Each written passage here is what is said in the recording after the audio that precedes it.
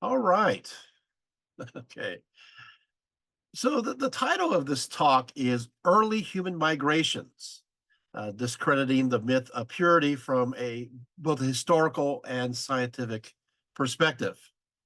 Now, I gotta tell you, so often we focus upon what divides us as humans rather than what unites us, buying into the illusion that we are to be categorized into this or that group, when in reality, we are very much the same in the grand scheme of things. We are all humans, all of us arriving out of Africa and then gradually spreading across the globe. About 2 million years ago, humans in the form of Homo erectus migrated out of Africa. Next, Homo heidelbergensis emerged out of Africa, reaching Europe in about 600,000 BCE, roughly. The likely origins, of course, of Neanderthals and Homo sapiens, the latter, us, right, humans. Rather than staying in isolation, the Homo sapiens migrated to wherever they deemed best for survival, inclusive of climate and food sources. And while doing so, met other humans and they encountered along the way. Oh, and of course, with whom they readily mixed, including Neanderthals and Denisovans, which we'll talk about. When it comes to our actual DNA, there is no such thing as, sorry, purity. In regards, it's not true. Homo sapiens then continued to spread over the entire globe with isolation virtually impossible as one group migrated and mixed with the other. This includes Europe, one of the most mixed areas of all, with the idea of purity of race in this region, as advanced by some even recently, being a complete fabrication based upon prejudice and ignorance. You know, we are a bunch of mutts. We really are from the grand scheme of things. You see, about 4.6 billion years ago, the Earth was formed with this era known as the Hadean geological age. And I want to say, in the grand scheme of things, we as humans have not been here in this current form for very long. Let's take a look at the first chart. While the Earth has been around for 4.6 roughly billion years, we have only existed as Homo sapiens about 300,000 years ago. If we now place Earth's existence into a 24-hour day, we humans have been here for the last roughly 3 seconds. I'll say that again. If we place Earth's existence into a 24-hour day, we humans have been here for the last sort of 3 seconds. Hence, although life would appear around theoretically 4 a.m. and land animals around 10:24 p.m., with dinosaurs going extinct around 11:41 p.m., we humans would not come upon the world stage until around 11:58, 11:57, 11:58. Some will say 11:58 and 43 seconds p.m.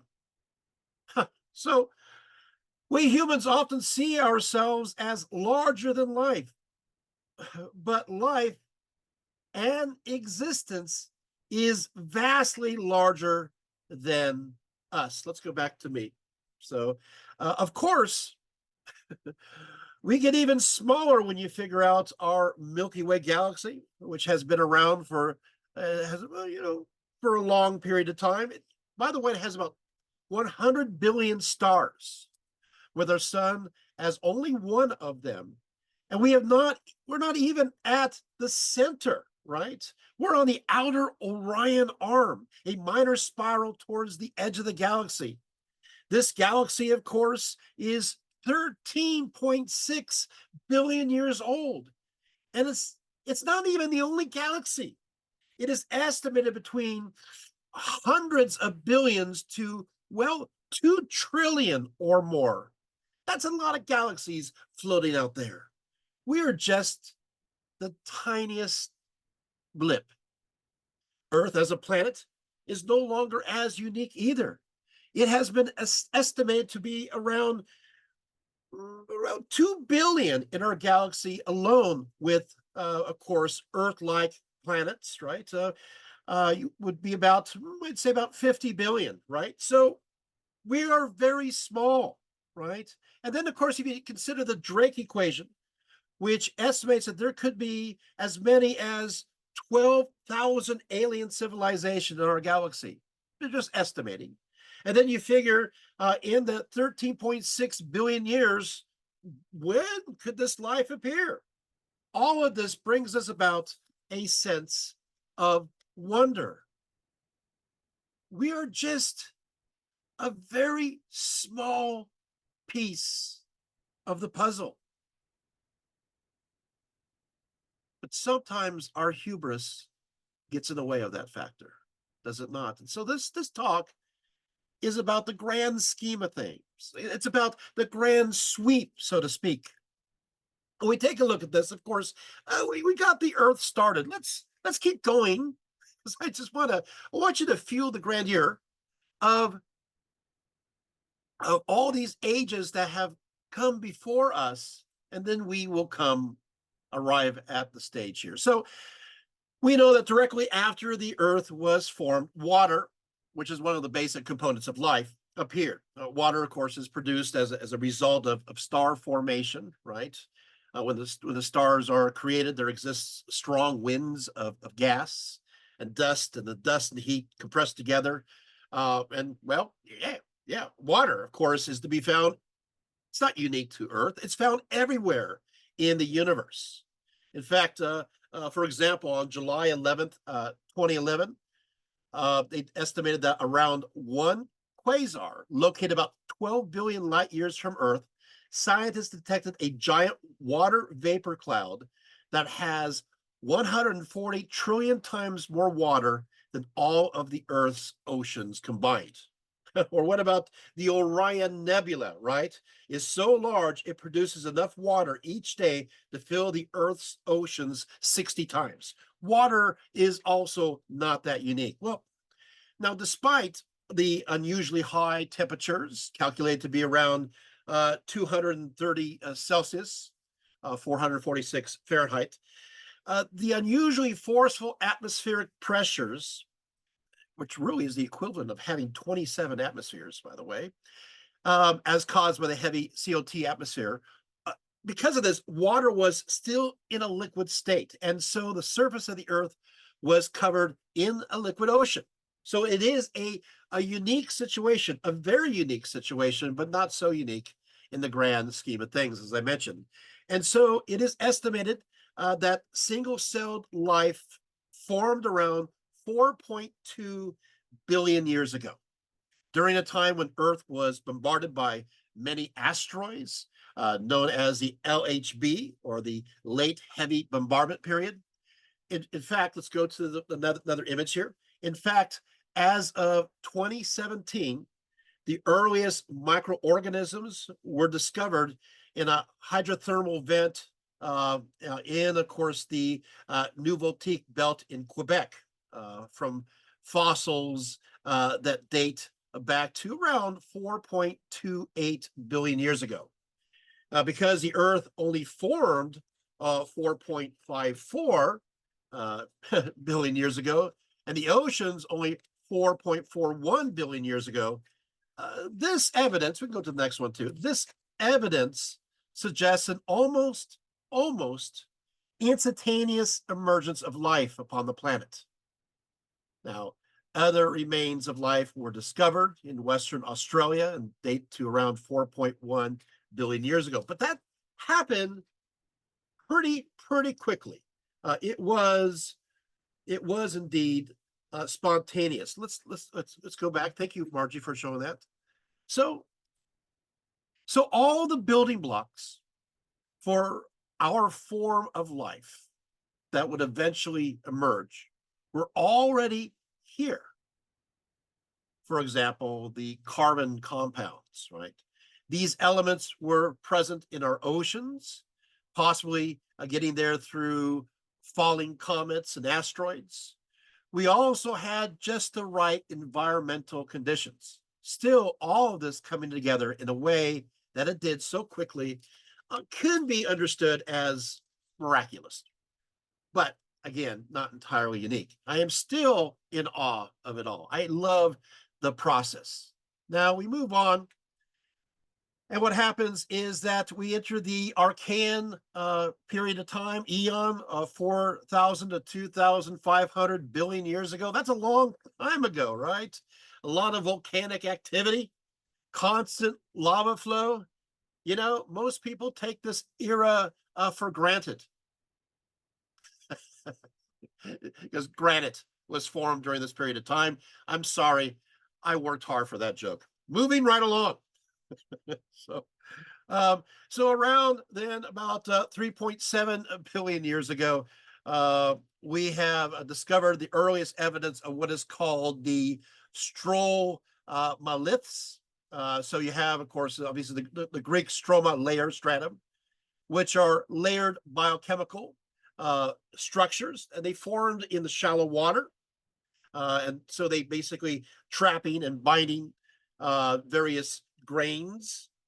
And then, of course, you're going to have the earliest appearance of oxygen occurs around this period of time, possibly between 3,200 to 2,800 million years ago. And so this enabled the ability for photosynthesis as a means to thrive. And of course, we know this is a process whereby light energy synthesizes sugars from carbon dioxide, releasing oxygen as waste, occurring around the same time. And so we have blue-green algae that comes about, if we want to use that name, or eukaryotes, right, so forth. So then after that, we move on to the next period. It's the Extinction period, kind of skipping a few, 1,400, 1,200 million years ago. We're still here, but what reason why I'm bringing this one up is that this is the first evidence for sexual reproduction. So this is happening. And of course, this is now red algae coming about.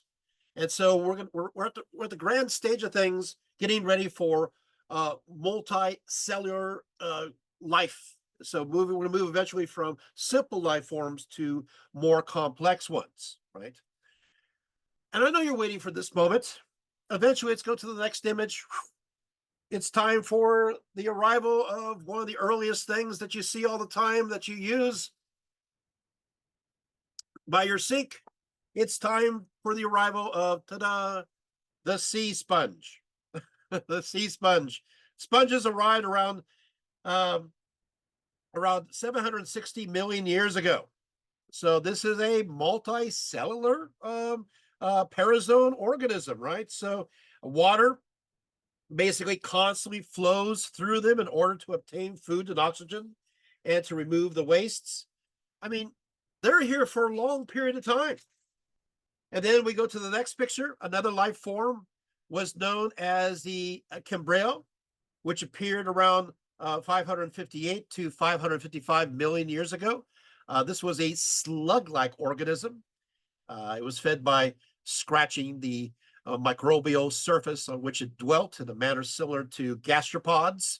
Some people say this is the first form of early mollusks. Thank you very much, snails. They lived in the shallow waters and ate bacteria and algae. And then I had to show this one. This is one of my favorites. Let's go to the next image. Then, of course, the Namocalthus. Doesn't this look like some kind of alien life form? The Namocalthus. It thrived 549 to 542 million years ago.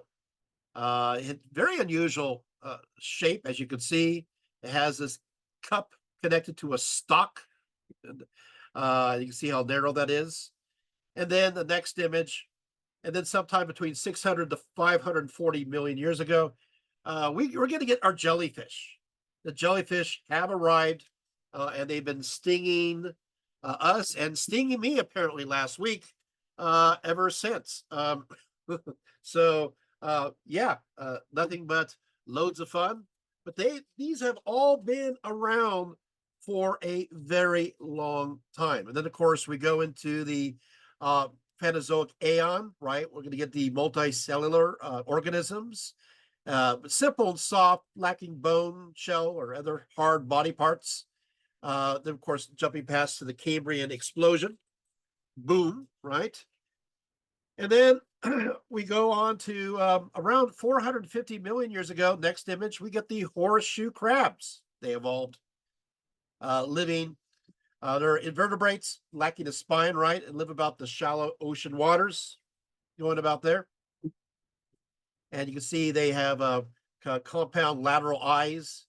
So pretty interesting. So they both detect visible light and ultraviolet light. In fact, this horseshoe crab had 5 additional eyes on top of its shell.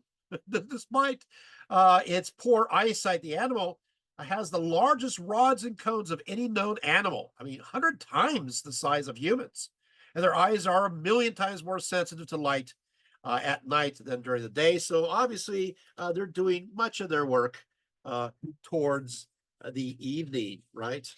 And then, of course, we're moving on to the next period of time. Next image, the Silurian geological period. And so we have the start, of course, fish becomes more diversified. That's one big thing that happens. We also have these vascular plants do appear. We also have terrestrial arthropods. They have external skeletons, segmented bodies, right? In fact, so that comes about. And then let's go. This image, I'm going to tell you, to me, this is interesting. But of course, life upon the land with all its oxygen was very challenging in this new land environment, which lacked the marine mineral antioxidants necessary for survival. So guess what happens?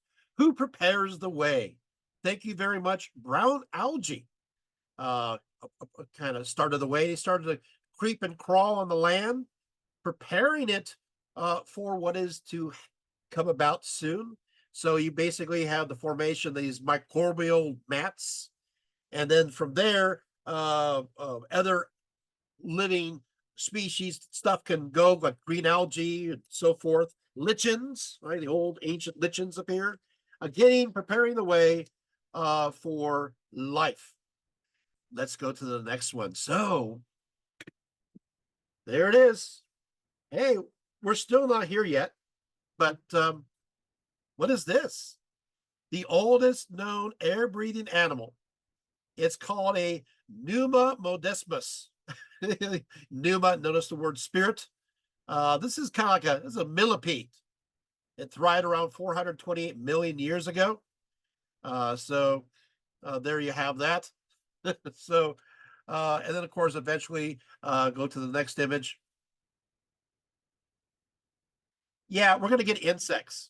Now, we're kind of jumping the gun here, but the Devonian period saw an increase of land introverts, excuse me. I'm drinking water right now. Sorry. About 450 million years ago. By the way, the arthropods were perfect for colonizing the terrain. And then our favorite insects arrived about 400 million years ago. They're small at first, but eventually, within a few million years, they're going to be pretty darn large, like this firefly that you see here. Next image. The other thing is that, did you know there's a time where trees ruled the world? That trees were in charge. That's right. So I know we always think of time of the dinosaurs. We always think of time for humans, but there was a time for the trees. And so, so what will happen here is about 383 million years ago, the trees start to grow and to dominate the earth. These, well, tree-like plants have fern-like leaves that spread across the globe. In some cases, they look like a top-heavy Christmas tree, do they not? Right. They reproduce by releasing spores rather than by producing seeds. The anthropologist Scheckler notes as follows: he said that they had a major role in transforming its environments. I will quote. He says, its litter, he says, fed the streams and was a major factor in the evolution of freshwater fishes, whose numbers and varieties exploded in that time, and influenced the evolution of other marine ecosystems. It was the first plant to produce an extensive root system, so had a profound impact on soil chemistry. And once these ecosystems changed, they were changed for all time. Look, the trees are the heroes. It was a one-time thing, unquote. Yet these trees became so abundant. I want you to get the idea of how abundant this is. They became so abundant that they actually changed river systems from mostly braided to mostly meandering because their roots bound the soil so firmly. These trees become so abundant, they change the trajectory of various rivers. I don't know. I think that's great. Next image. Eventually, we have these thick forests. Now they're more of a scientific looking, so you can see them better. These trees, these archaeopterysis, right? Carbon dioxide, of course, obviously is being released in the atmosphere in great measure, but it does produce a greenhouse effect, and that's causing an ice age later on. So maybe too many trees. But I just want you to think to yourself, 383 million years ago, and continuing for millions of years, the trees are in charge. They are large and in charge, and I just love that. So there we go. And then of course we move on to the next image. Of course, now we're going to move on, and you have the formation of tadpoles, tetrapods, right?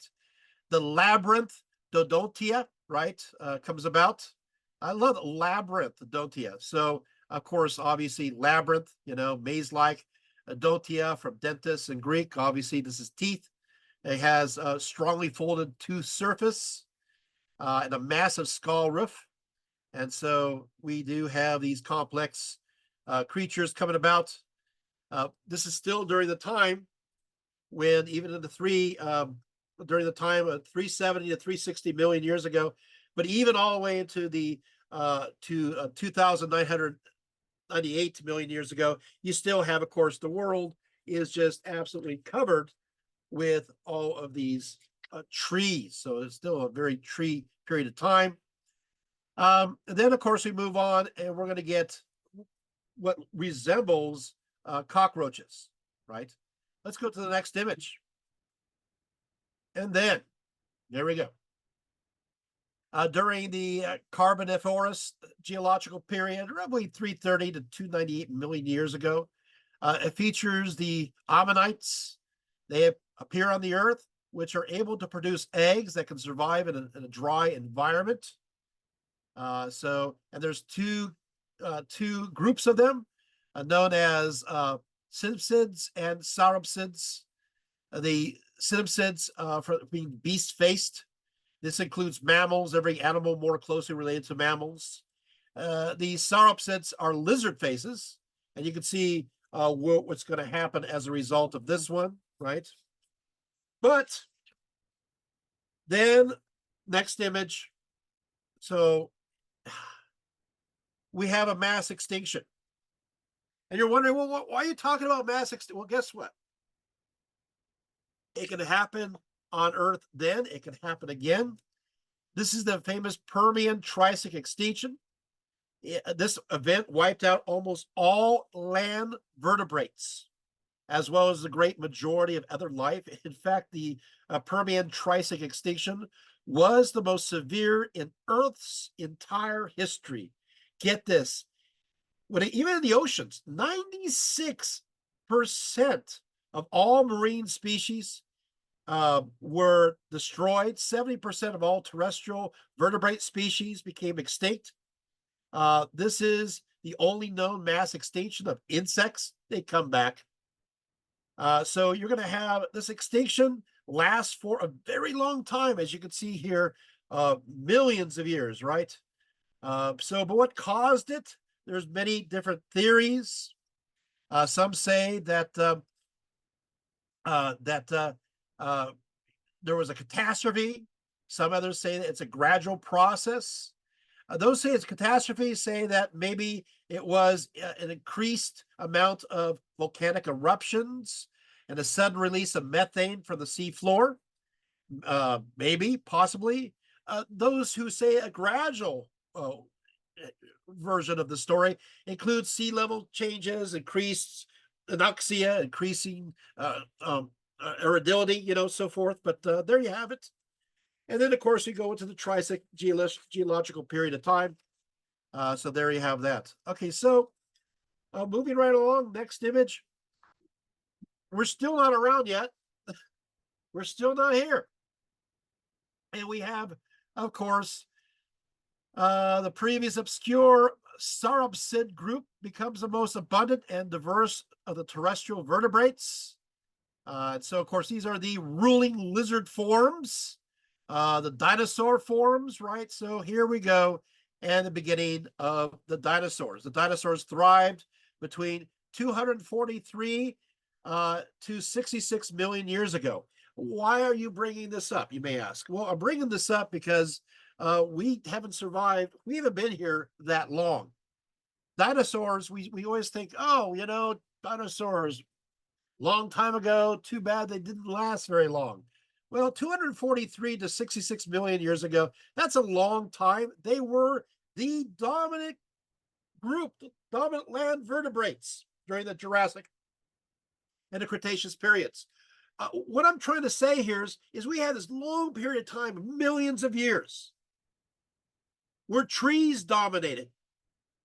Now, then there's of course this horrendous catastrophe where the majority of life gets wiped off the earth. And then next, all of a sudden, we have the dinosaurs are in charge. And we are just the smallest group on that very long chronological scale, right? Think about that. Think about that. Of course, we will have eventually the first birds are going to appear. So, which I'm thankful about, right? Let's go to the next image. Of course, this is an image of a real dinosaur that was discovered. You can see there, these dinosaurs have horns or crests, bony armor and spines, right? These, of course, were the largest land animals of all time. Oftentimes, they reached 39.7 meters or 130 feet in length, and in height, 18 meters or 59 feet. I mean, these are enormous creatures. By the way, I told you that they're related to birds. Actually, did you guys know, a little bit of fun trivia, dinosaurs slept with their heads tucked under their arms?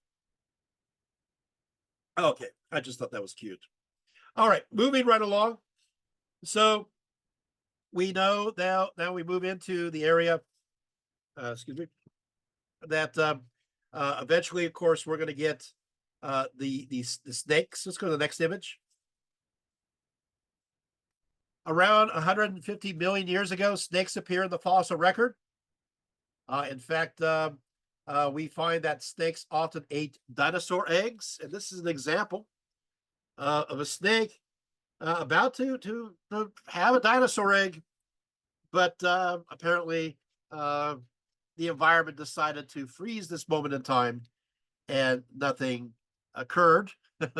Again, the first birds evolved during the late Jurassic period of time from small predatory theropod dinosaurs. So your birdie friends, congratulations. You have dinosaur friends. You always want to have a dinosaur friend? You got one. Okay. Of course, I have lots of dinosaurs I like to talk about, but I'm not going to be talking about any of them. That's another talk altogether. But good things do come to an end eventually. And we get to the next image. and the dinosaurs do become extinct. There's various beliefs.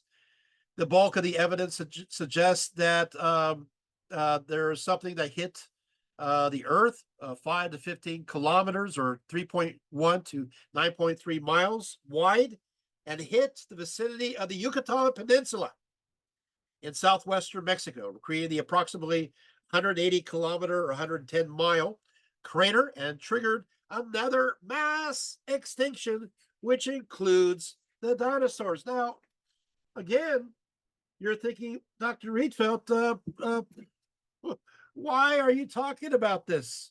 Because I want you to understand you got periods of the dominance of certain creatures or living organisms, and then you have these periods of extinction, and their periods lasted forever. I mean, a long period of time, very long period of time, but all good things come to an end. Huh. I wonder about us, although we haven't been here for very long. Next image. Well, the dinosaurs disappeared. So who's going to take over? Of course, mammals. Mammals develop from four-limb vertebrates known as tetrapods, and they become two different groups: amphibians, living in aquatic environments and lay their eggs in the water, and ammonites. We talked about them. They will include reptiles, birds, mammals, and so forth. Now, the ammonites will divide between the Sauropsids, or the lizard faces, which of course will evolve in the dinosaur, and the Synapsids, which of course are the beast face. We talked about that. But you take here, you can see how, of course, that's before the Great Extinction. But you can see the mammals, were alongside the dinosaurs, but they were not dominant. They were just kind of off to the side, and they were basically food. But they were also warm-blooded, right? By the way, also towards about 5 million years ago, we do get the mammoth. I just want to throw them in for fun. But now we get to the primates. Next image. This is an early primate. And of course, this is a Plesiodoppus around 58 to 55 million years ago, originated from North America, crossing the land bridge, connecting with Greenland onto Europe. This is theoretically kind of where we're going here. Okay, I'm going to show you the next one, and I want to see my face a little bit. But I want to show you this one just to start off with. So now we're going to get into the formation of humanity. And of course, what we have to understand is humanity has various migrations in different forms. So here we go. So let's see me for a little bit, and I'll just kind of explain how this works. So basically, the primates split into two different groups. You have the Haplorini and the Strepsirini. What will happen is the Haplorini, or the simple nose, this includes the simians, and they will eventually, this group will lead to the evolution of humanity. Meanwhile, the other group, the Strepsirini, they become a suborder of primates, which will include many, for example, the bush babies and so forth. Moving right along, now we're focusing on us, right? So now remember, we are the Haplorini. Now the Haplorini, they in turn split into two groups. You have the Tarsiformes and the simians, also known as the Simianformes. They divide from one another about 6 million years ago. Now the Tarsiformes, they become a group of primates. These primates once ranged throughout Europe and North Africa and Asia, everywhere. North America. They're now extinct.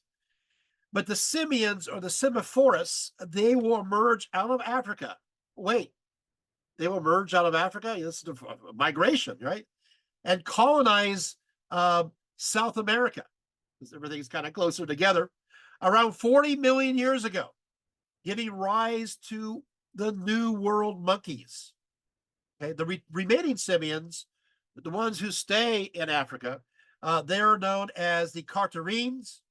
Eventually, around 25 million years ago, the Carterines will then split into the old world monkeys and those known as the apes. uh, and of course, this is a superfamily known as the hominodia. The hominodia it will include us eventually. I mean, we're part of the all down the line. So we're kind of in the ape category at this point. Now, the hominodia, yeah, this is crazy, isn't it, right? Will split into two groups. Now, the hominodia will split into the hominidae, connected with the great apes, and the Hylobitidae, connected to the gibbons. This is around 20 to 15 million years ago. Are we having fun yet? Well, our ancestors will eventually are connected to the hominidae. So you know, we're kind of with those great apes. Now within the subfamily of the hominidae, we have the remains of what's called the Nacopithecus, and of course they were eventually they're very close to the last common ancestor of gorillas, of chimpanzees, and of humans. They thrived around 10 million years ago. Now, of course, there is an extinct subfamily of hominidae known as the Auranopithecus, which thrived around 9 million years ago. This was actually a Eurasian great ape and so forth, right? Now, the hominidae will split into two groups. Again, yeah, wow. The hominidae and the orangutans. And next, the hominidae will split into two groups, the gorillinae, and it will become the gorillas, and the hominidae, which is our line that follows the ladder. So we're happening, you know. So the earliest hominidae tribe was known as the Sahelropus, dates around 7 million years ago. It appeared very shortly before humans then separate, and from, of course, will become the chimpanzees. So we are related very close to our chimps. They are the champs, and you kind of see that, right? so kind of like this. So if you want to follow the line direct, I don't know, I'm having fun. Basically, humans, first you have the Haltrophines, moving to the simians, moving to the Catarines, moving to the hominodia, moving to the hominidae, moving to the humanae, moving to the hirinae, moving to Australopithecus, Afaronus, and of course, eventually Homo. So, okay, there we have it. So are we appearing yet? Well, yeah, we're appearing. We're getting there. And of course, that is let's go to this next image.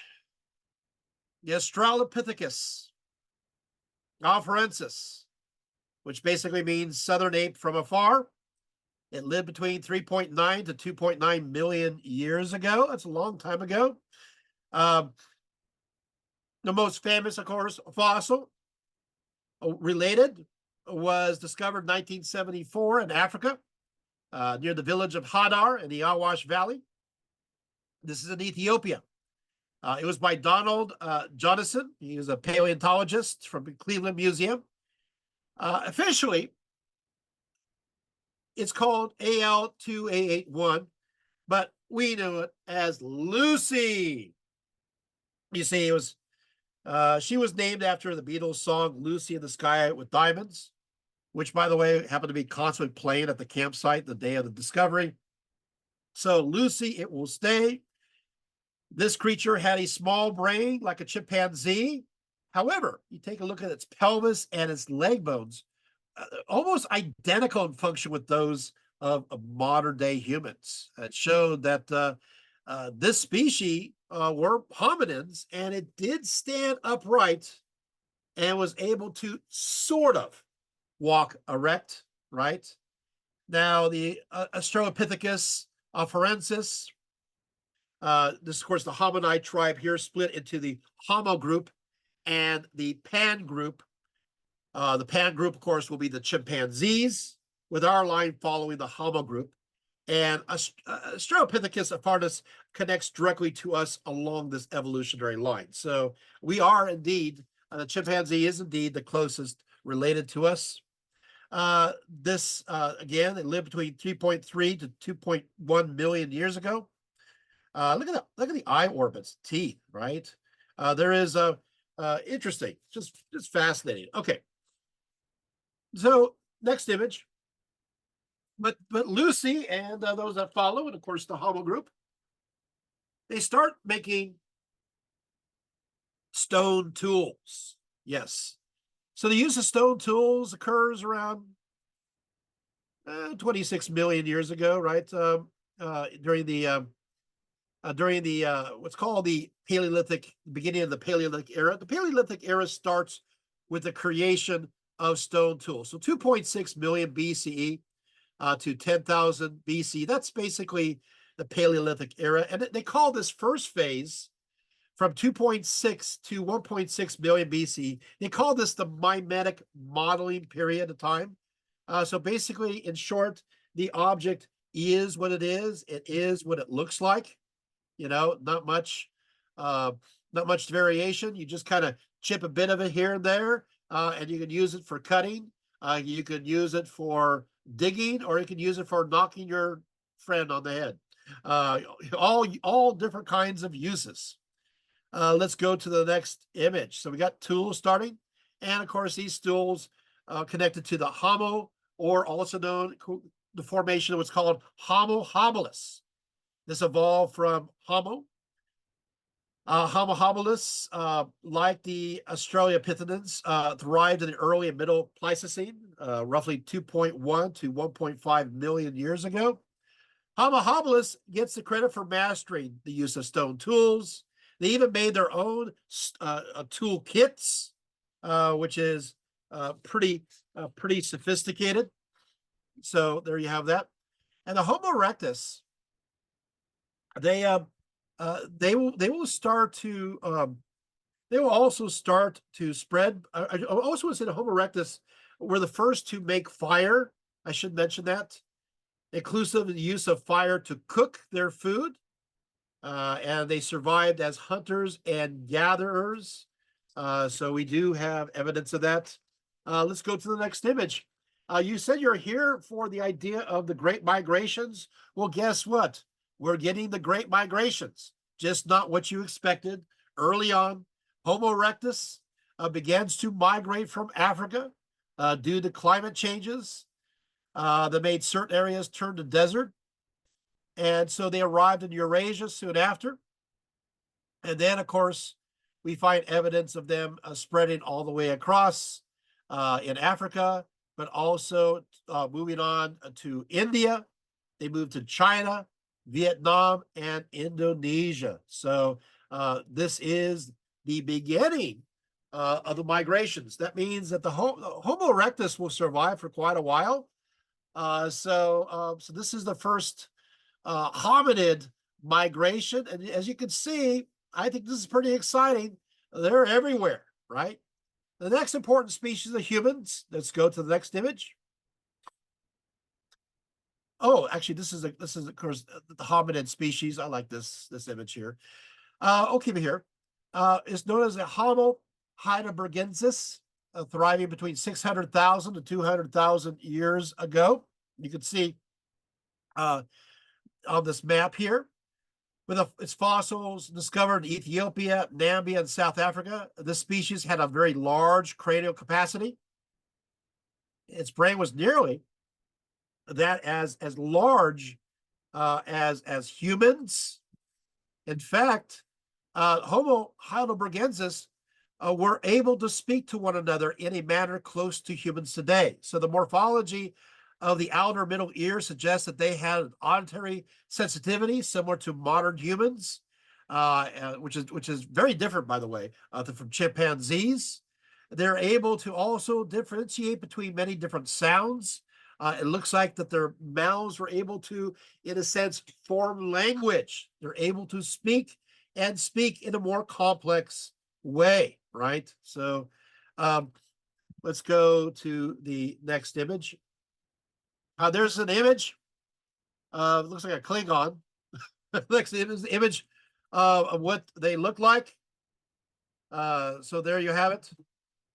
And then, of course, but what will happen is that the next group that arrives is the Neanderthals. Let's go here right now. Next image. Okay, Neanderthals thrive between 250,000 to only 40,000 BCE. 40,000 BCE. This is pretty good. The Neanderthals, they are very closely related to modern humans. In fact, 99.7% of their DNA is identical with us. By the way, with chimpanzees, it's 98.8 in common. In comparison to Homo sapiens, Neanderthals had a bigger body, shorter legs, with a cranial capacity that were actually larger than modern humans. So, in fact, Neanderthals, even though they had short legs, their bodies were long, and on average, they were taller than modern humans. So, on average, Neanderthals stood around the men stood around 6'5" to 6'6", while the females were 6 foot to 6'1" in height. So the Neanderthals are very tall, very tall. So we take a look here, and although let's take a look at the next image. I guess I should show you the difference in their heads. There it is. Guess which one is a Neanderthal? That's right, the one on the right. Although we do not have a Neanderthal body that still retains its flesh, most scholars believe that the Neanderthal were covered in body hair to keep them warm, to the point where they may not have felt the need to wear too much clothing, other than, maybe a coat or maybe a poncho, right? The Neanderthal skull reveals larger eye sockets, which appear to support the fact that they had better vision than modern humans. But they also, they will say that the brain was wired for vision as opposed to other functions. Now, there's a few, like Alunte Pierce from the University of Oxford says that Neanderthals evolved at higher latitudes and also have bigger bodies than modern humans. More than the Neanderthal brain would have, she says, have been dedicated to vision and body control, leaving less brain to deal with other functions like social networking. I don't know.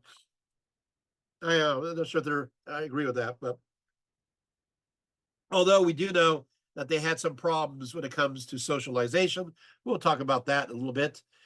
Neanderthals lived together. They did in smaller groups. We'll see me for a little bit. In smaller groups.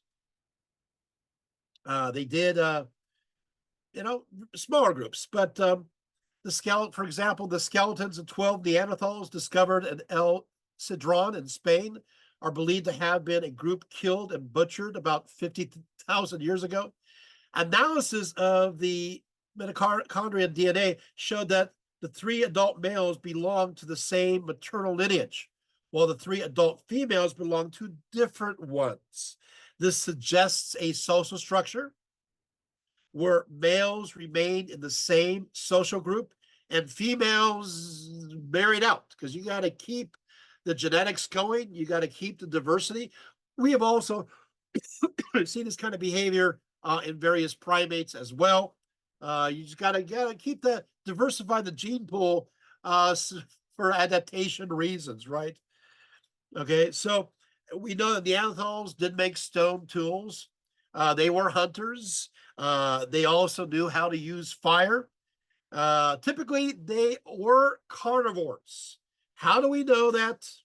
Of course, we have found their fossilized coprolites, their It's called paleo poop.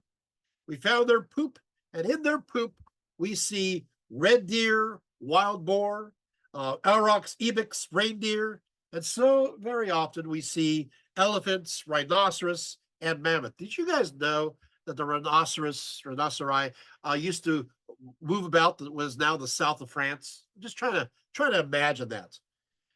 One isotope analysis done in 2010 of a Neanderthal teeth revealed the existence of cooked vegetable matter. So they did have some vegetables. So we do know that they did from this cook their food. So they want to cook food. Now, we also realize that we know that they were not only the majority was meat. In fact, there's other studies that go into it. I won't go into these studies, but it is basically a meat diet. But that means every kind of meat. It also means human meat. There's evidence of cannibalism in some cases. I guess you get real hungry. Your friend becomes more than a friend. So what will happen is we've seen evidence of that as well. Yet the evidence, there's an exception. There's always an exception. I always think this is funny. Even though the majority of the studies, like the Findaji cave in Croatia and others, the majority of the studies show that Neanderthals mostly ate meat because we look at what they leave behind and we see very little in the way of vegetative matter. There's always a group. So what will happen is that there's one group of Neanderthals from El Cedron in Spain. There's no evidence of meat eating whatsoever. So these are your vegetarian Neanderthals. In fact, they take a look at their diet. They seem to eat a mixture of forest mosses and pine nuts and mushrooms as well, known as the split gills. So most Neanderthals eat tons of meat, but you got this outlying group of Neanderthals that say, hey, we're vegetarian. So there you have it. Did Neanderthals deliberately bury their dead? This has been talked about quite a bit at various places, like at the cave at Chapelle-Sanx. Seemed to be a deliberate burial. It was just contested, but recently they said, yes, it looks like that the Neanderthals did intentionally bury their dead in this sense. Now, what will happen is when it comes to art and so forth, they went from, during the Paleolithic age, went from the mimetic period to the conceptual period, where now you see conceptions that are within the stone tools. What that basically means is that before, they could use this particular rock, hit it a few different ways and use it for different things. But now they're deliberately making stone tools for specified reasons. This one is for hunting. This one is for digging. Does that make sense? This is for cleaning up hides. Different tools, so tool variation. And then what happens is around 500,000 BCE, we move into a third level of tool making. It's called the abstract ideal modeling. And what happens in the middle Paleolithic age, and by this period of time, you're going to start seeing abstract ideas. So while you started before, you're mimic, you're mimicking your surroundings, then you move to concepts. Now you're going to move on to abstract ideas. So we are developing, our brains are developing, and we see the first instance of Neanderthals using red ochre paint in various contexts around 250,000 BCE. We see this, for example, around Maastricht, which I've actually been to. So yeah, these crazy Neanderthals. Now, I do want to mention that what happened to the Neanderthal? They're spreading everywhere. The Neanderthals, basically, though, when they migrated into regions of the Middle East, and then they migrated into Europe. They're the dominant group in the Middle East and into Europe, but not East Asia. There's another group there we'll talk about in a few moments. So this species, their migration area is Europe and the Middle East. But what happened to them? That's an interesting story. The story is so interesting that the full analysis of this idea came about in the year of 2024. Yes, in fact, it was even updated within the last few days. I mean, so this is really fresh materials. In fact, a lot of this stuff is new stuff. So while many, it's called okay. Well, many believed the Neanderthal population was genetically homogeneous. Researchers have recently found that there are two populations of Neanderthals in Western Europe. And while they live close together, often as close as a 10-day walk, for some reason, these two groups left one another well alone, and they did not mix. In fact, get this, they did not mix for 50 millennia. That's a long time not to mix. You can see this is intentional. Were they becoming more insular as time went on? Of course, constant interbreeding will lead to less genetic variation, right? And this could have affected their ability to adapt. Also, of course, with less social interaction, made sharing new ideas across a wider area less possible. If this tendency continued, it could be a factor that led eventually to their extinction. There is other evidence leading to the idea that as time progressed, Neanderthals began to form even smaller communities. They seem to be less curious than Homo sapiens, wishing to stay closer to home, not wanting to venture out too far, and then constantly intermarrying with one another. Now, while we find Neanderthal DNA in Homo sapien fossils, it is rare to find Homo sapien DNA in Neanderthal fossils. What does this mean?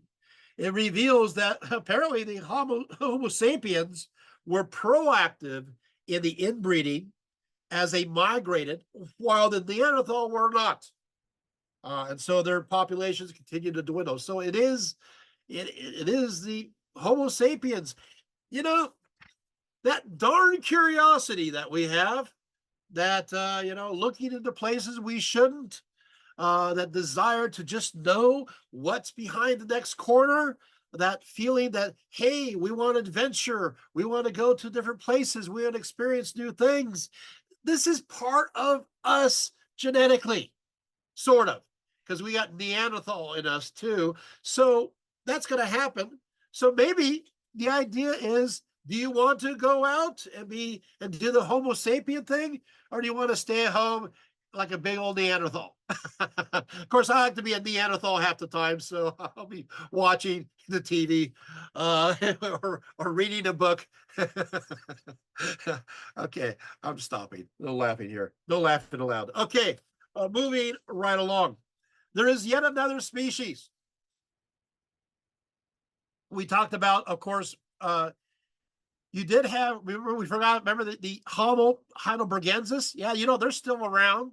So they're migrating east into Asia, and they developed into the Denisovans. The Denisovans. Let's go to the next image. The Denisovans. There we are. We do not know much about the Denisovans, for all that has been discovered so far are just a few fragments of bones, like a finger bones and two teeth and a toe bone. But we do have a scatter of bones. We keep discovering more every year. So we're not getting a whole picture. But anyway, taking a look at, for example, the finger bone of the mitochondrial DNA revealed that they share a common origin with Neanderthal, but also the Homo heidelbergensis. We also know that they arrived early out of Africa. They arrived around 200,000 BC, and they migrated to Siberia as well as Southeast Asia.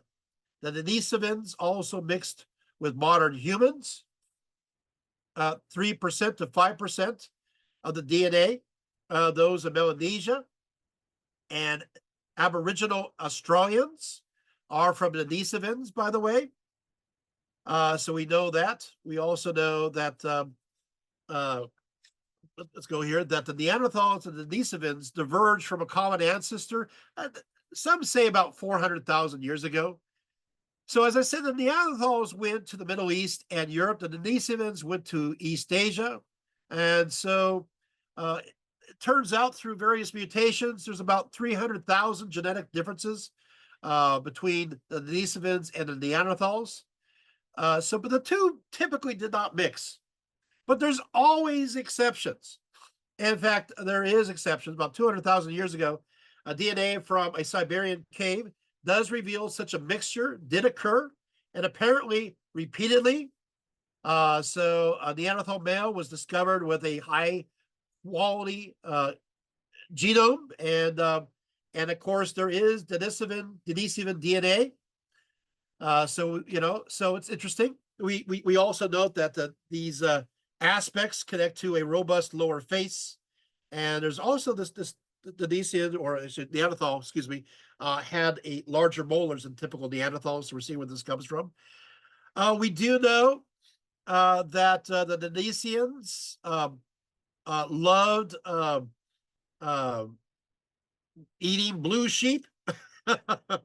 We also know they ate woolly rhinos, wild yaks, various birds. They were hunters. They were butchers. They had thrived especially in the Tibetan plateau for around 100,000 years. But we recently found evidence that the Denisovans survived through a rib bone. This rib bone was dated between 48,000 to 32,000 years ago. So that's not long ago. So the Denisovans were around. Let's go. So I do find that interesting. Let's take down the image real quick. And I know you want me to talk about this. Come on. There's another extinct species that are connected to us. They're called the Homo florensis. They're also known as hobbits. So one was discovered in 2003 at Langua in the island of Flores in Indonesia. In all, fragments of skeletons of 9 individuals were recovered, including one complete skull. And it was determined that their average height was about 3 feet 7 inches. They're pretty small. They had very small heads with the brain capacity of a chimpanzee. The brain was half the size of Homo erectus, for example. Yet despite their small brain size, they also used stone tools. They hunted collectively and effectively, and they used fire for cooking, as discovered in their cave. They, again, became extinct around 50,000 years ago, but not too long ago.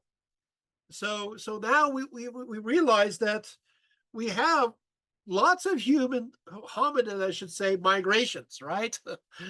So we're getting the stage set for yet another migration. You want migrations, you're getting this. So you got the Neanderthals in Europe, right? You got the Homo heidelbergensis moving into Asia. You got the Denisovans. You have them in the areas of Siberia and Southeast Asia. And then you got these hobbits, right, in Indonesia. They're all spread out, and they're all ready for the next group. And that's, of course, modern humans. So modern humans, known as Homo sapiens, lived in Africa. And we're going to be talking about what is known as the mitochondria Eve. Let's go to the next image. The mitochondria Eve. There we go. Oh, there you see it. Living in Africa. Mitochondria Eve lived between 200,000 to 120,000 BCE. Now, mitochondrial Eve is the matrilinear, most common ancestor of all modern humans currently living today. Everyone, we are all related. Every single one of us. This again, 200,000 BCE to 1,200,000. So 1,020, excuse me, 1,000 BCE. So you have this relation. We're all related to this ancestor. This is our great forever grandma. We all descend in an unbroken line from this one woman, as can be traced through all mothers. All mothers. While we all share the same general mitochondrial DNA, there are still variations since mutations have come about. But otherwise, we have this DNA in common. This mitochondria Eve can be traced directly back to Africa. I told you that this talk will be about unity. It will be about bringing people together. Well, guess what? How much together can we get when we can all claim, every single one of us listening to this talk, no matter what background we are, we can all claim that we're all related to her. Now, around 100,000 to 80,000 BCE, three main lines of Homo sapiens diverged in Africa. We can trace the migrations of modern humans out of Africa through the examination of variations of the human mitochondrial DNA haplogroups. Now, let's talk about this. What is, and we have to know this, what is a haplogroup? Haploid from the Greek, which means one-fold or simple, is a group of similar haplotypes that share a common ancestor with a single nucleotide polymorphism mutation. More specifically, a haplogroup is a combination of alleles at different chromosome regions that are closely linked and that tend to be inherited together. So as a haplogroup consists of similar haplotypes, it is usually possible to predict a haplogroup from haplotypes. And so haplogroups pertain to a single line of descent, usually dating back thousands of years. As such, membership of a haplogroup by any individual relies on a relatively small proportion of genetic materials possessed by the individual. So what we do, and we're going to be doing, is we're going to be tracing these haplogroups as they change, and from that and the archaeological record, we can trace where people went, and not only where they went, we can trace when they got there. I think that's exciting. And I'm going to take you on that journey right now. We start here, of course. You see, you got the L1, L2, and L3. So via this strategy, we can determine that Homo sapiens, a mitochondrial haplogroup, LP, or also known as A or Y DNA, colonized southern Africa and were the ancestors of the Khoisan peoples, who are divided into Bushmen and those known as the Khoi, once called Hottentots. Both groups dominated much of South Africa before the arrival of the Bantu-speaking peoples and currently occupy the nations of South Africa, Namibia, and Botswana. This group arrived here around 100,000 to 90,000 BCE, and remarkably, they have been there ever since. They are still there. So they migrated there, and you can see their L1 right there. They migrated there, and they are still there. Now, I have to say the Khoisan, they used to be actually the largest population on Earth at one point. The Khoisan peoples, by the way, we know they're very unique from other languages in Africa because their language contains click consonants that were later adopted for example, by the Zulu. So they're not only using voice, they're also using clicks as part of the language. It's a very ancient custom. So there you go. So those who possess haplogroup L1 settled Central and West Africa, were the ancestors of the Western Pygmies. So you get the Pygmies arriving there around 110,000 BCE. So I'm going to say this, and they have not left. So once again, the Pygmies are here in this area of this area of West Africa, and they have not moved. Well, they kind of moved into the more deserted regions because of the Bantu. And those who bore haplogroups L2 and L3 and other mitochondria remained in East Africa, and they became the ancestors of Niger Congo and those known as the Nilo-Saharan, the Nilo-Saharan speaking peoples. They were here, here's more of an exact date, since 107,000 BCE. So you have a large portion of groups here of L0, L1, L2, and L3. Once they move just a little bit away from where they originated in East Africa, but then they stay and they remain. This is not the story in other places, but it is the story here in Africa. Now, Homo sapiens then migrated into Europe and Asia between 125,000 to 60,000 BCE. The haplogroup L3, which remember connected to the Niger Congo or the Nilo-Saharans, they were the dominant group in Northeast Asia. This group eventually will move, will expand. They'll still be there, but they'll expand out of Africa, and they'll eventually divide into the macro haplogroups known as M and N. Now you're going to see a few charts coming up, and you're not going to see an M and N. I'm going to tell you, don't panic. Those are the sub-haplogroups that are, sometimes they go back and forth. So you'll see both on the map. Sometimes they have one or the other. But I still want you to understand that from L3, from the Nilo-Saharan groups, will, as they move across to Europe and Asia, they will split into what's called M and N. But M and N all draw from L3. So out of Africa.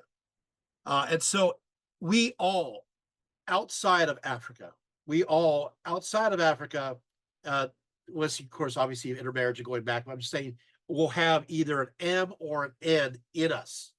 For those who are from Africa, they will obviously not have M and N. The other interesting part is that if you were originally from sub-Saharan Africa, your background, this also means, which is very exciting, this also means that you have a situation where you have no Neanderthal in you, no Denisovans, you have none of those other groups. So in a sense, more pure actually than the other groups that will intermix as they spread across the globe. Okay. All right. So that's where we have that. Okay. Let's go to the next image. So you can see how it will start spreading across in all these different areas, right? You can see them on the move, right? So humans are now spreading about. So what will happen here? Of course, when Homo sapiens migrated to Eurasia, they entered areas already occupied by 4 other known Homo sapien species. Homo species. Of course, we have the Homo erectus in Eurasia. You have the Homo Neanderthals, right? You have the Denisovans. You have, of course, the hobbits, right? They're all there. And so as we Homo sapiens spread, there will be intermixing. Now, there is a possibility of yet another Homo species that thrived between 70 to 30,000 BCE, but we're still doing more research on that. But of course, as humanity spreads over all these continents, we encounter earlier forms of humanity. And so, but what I find is interesting, this is a fun fact. Did you guys know that in the Near East, at first, entry into the Near East was flatly denied by the Neanderthals? So what happens, the Neanderthals actually block the Homo sapiens from entering into the Middle East and then going on to Europe, specifically the Levant area. They block them, and so the Homo sapiens have to actually go backwards and go the other direction. And eventually they'll get through the Neanderthals. Neanderthals actually make their stand. Now, of course, it still is determined that 20% of Neanderthal DNA continues to survive in humans today. In fact, recently we have learned within this last year, this is again brand new news, that the Homo sapiens and the Neanderthals actually interbred, we now know, originally, at least the first time, in the Zagros Mountains. These are the mountain range along the Persian Plateau, which had a very diverse biosphere. So this is where they finally kind of interact. So it is determined that 20% of Neanderthal DNA continues to survive today in modern humans. So what happens here is that, unfortunately, we get lots of diseases from this mixture. In fact, what happens is 70% of Europeans have variants of genes that connect to Neanderthals, including, of course, diseases of lupus, cirrhosis, Crohn's disease, type 2 diabetes. So, yeah. Also, another fun fact is that Neanderthals give another gift that's better than the diseases, and that is red hair. Red hair arrives from the Neanderthals. Yep. So the genetic variant of the MC1R gene linked to red hair in Neanderthals arrives to us. We know that there's that intermarriage. Now, in the other directions, we know that when the humans arrive in East Asia, they mix with the Denisovans. It turns out that the Denisovan DNA makes up about 0.2% of all the DNA of those living in Asia as well as in the Americas. So there is indeed a mixture there as well. As I mentioned before, Denisovans ancestry is shared by Melanesians, Australian Aborigines, and groups in Southeast Asia. So there you have it. Now, let's go to the next image. Modern humans did reach the Levantine corridor before they were so forcibly pushed back eventually by the Neanderthals. They did arrive here around 125,000 BCE, and they settled here for a period of time. Let's go to the next image. And what they found is, of course, the Skull Cave in Kafsa, Israel. Around 90,000 BCE, we have now Homo sapiens. We find skeletal remains that were stained with red ochre, and they're surrounded by grave goods, with one of the skeletons holding a mandible from a wild boar. It became pretty evident from the discovery that these are ritual acts that mean something. In fact, in total, there are about 7 adults and 3 children buried at this cave. So what happened is that obviously the flesh would have to be removed in order to paint it red. What does the red represent? There's different theories. Some will say, well, red, because it's red, it represents blood, and blood is looked at as a life force. And so if you paint the bones red, then what you're doing is you're giving the bones life. and maybe it connects to some kind of afterlife. Now, these are just ideas, these are just speculations, but it's interesting. But as I said before, the Neanderthals made their stand. They basically said, no, we are not going to let you in. And so what will happen is humans are forced to now go a southern route out of Africa. No, don't worry, they're going to live through. And so around 100, so next image, so around 125,000 BCE, they were blocked by the Neanderthals, next image, along the Levantine corridor. And so as a result, Homo sapiens were forced not to go to the Middle East at first, and were forced to go another direction. And that goes to the next image. I'm sorry that the helper groups have different, because there's a whole bunch of mixture going on over the centuries. So this is kind of a more all-inclusive one. So eventually, what will happen is humans will have to go from Ethiopia across Africa to Ethiopia to Yemen, moving across the Bab el Mandeb Strait in the Red Sea. Let's go to the next image. This strait was narrower at the time because of the lower sea level, and so it was a very well frequented route. So then from there, once crossing the Red Sea, modern humans reach what is now the United Arab Emirates, and then Oman around 106,000 BCE. Modern humans then arrived in what is now southern Iran and split, with one group heading for the Fertile Crescent and occupying much of the Near East, moving from there into Anatolia and eventually into Europe.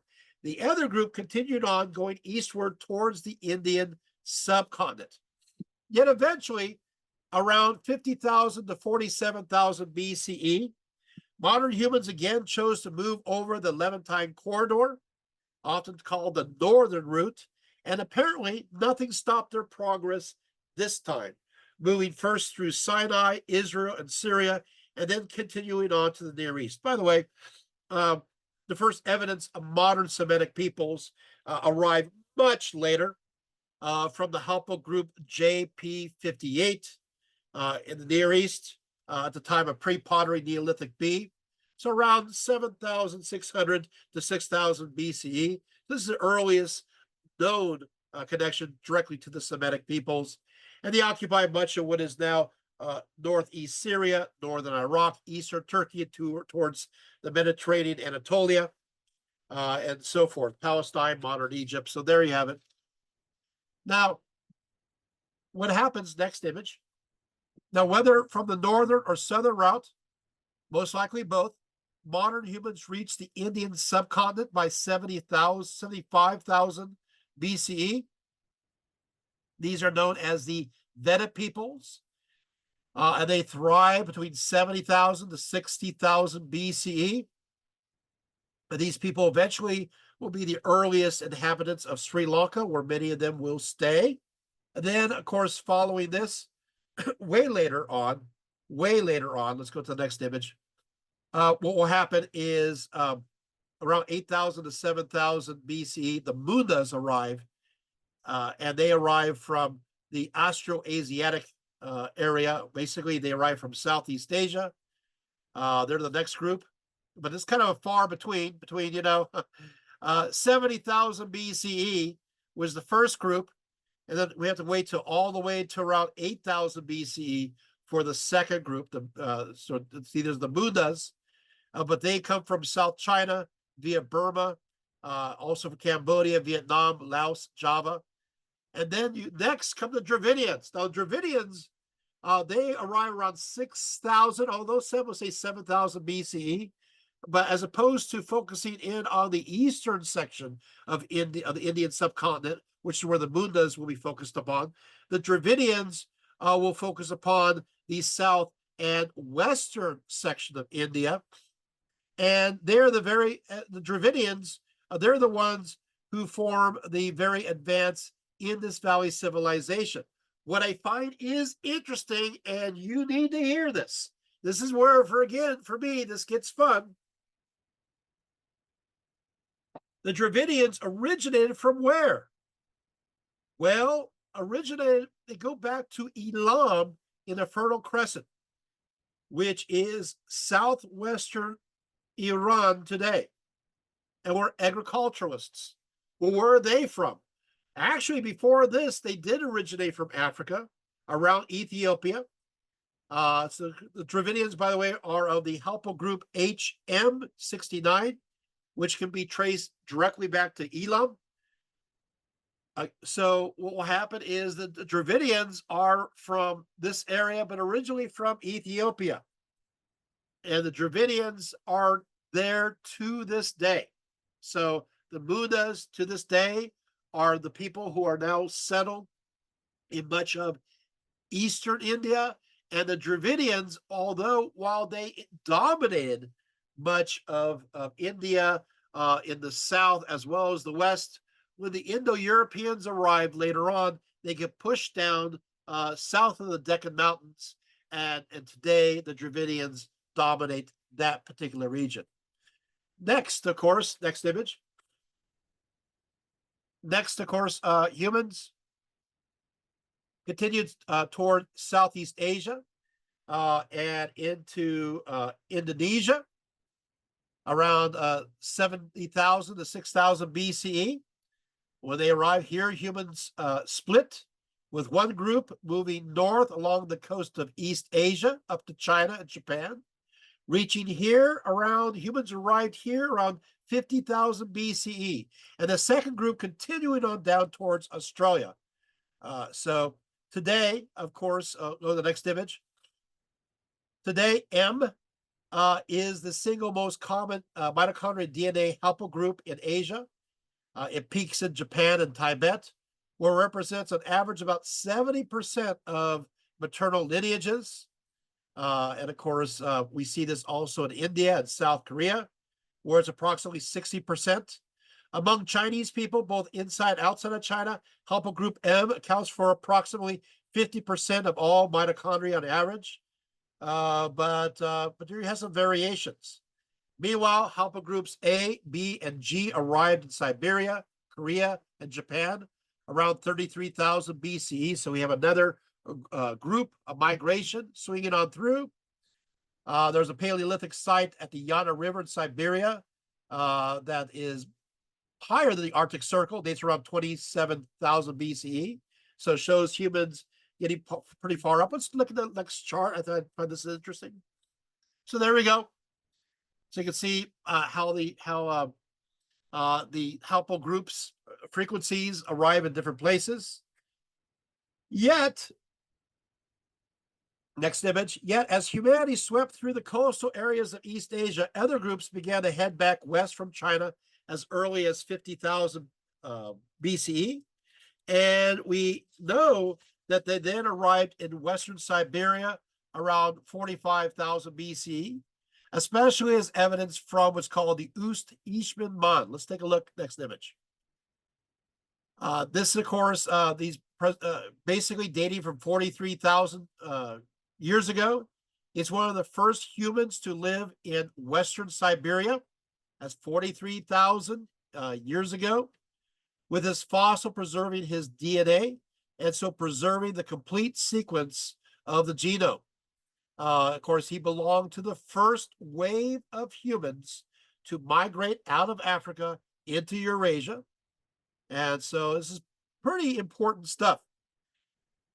But here we go. Here we go. More fun. Let's go to the next image.